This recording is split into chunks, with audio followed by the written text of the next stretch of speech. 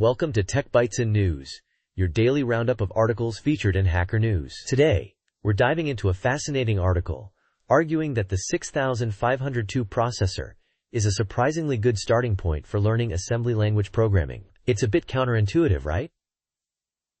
Intriguing. Absolutely. 6502? That's like ancient history in computing terms. What's the core argument here? Why not start with something more modern? The author's main point is that simplicity trumps power when you're learning the fundamentals. The 6502, despite its age, boasts a remarkably small and straightforward instruction set, only 56 instructions.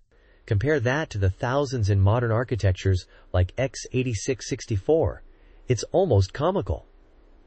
Comical is right. So, fewer instructions make it easier to grasp the core concepts? Makes sense, I guess. But what about resources or church? Are there even any decent learning materials for something so old? That's the beauty of it. The 6502 has a surprisingly vibrant community and tons of readily available resources. Websites like 6502.org are treasure troves of information, books, emulators, the works. Even a handy little JavaScript-based assembler and simulator exists online, allowing you to code and test directly in your browser. Amazing! Wow, that's unexpectedly convenient. But the article also mentions some counter-arguments, right? People suggesting other starting points? Oh yeah, some folks advocate for imaginary CPUs designed specifically for teaching. But the author argues those lack the real-world context and community support the 6502 offers. Others suggest other retro CPUs like the Z80 or 68000, which are indeed more powerful, but also more complex. And then there are the modern RISC architectures like ARM or RISC-V. Those are powerful, but they're overkill for beginners. Right, overkill. The article mentions the complexity of loading a simple constant into a register on ARM64 can take 4 instructions, compared to a trivial single instruction on the 6502. That's a huge difference for someone just starting out.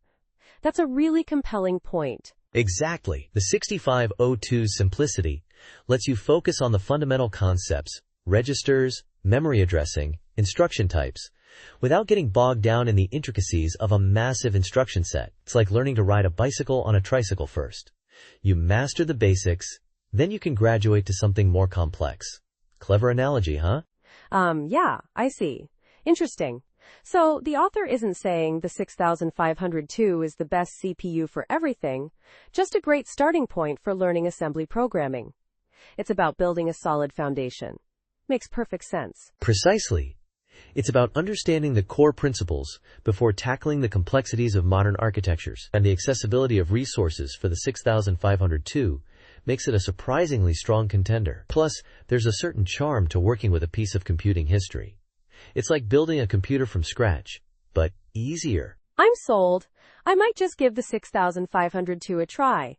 Thanks for breaking this down. It's a really interesting perspective. My pleasure. And that's all the time we have for today's Tech Bytes and News. Thanks for listening, and we'll see you next time. Goodbye. Bye-bye.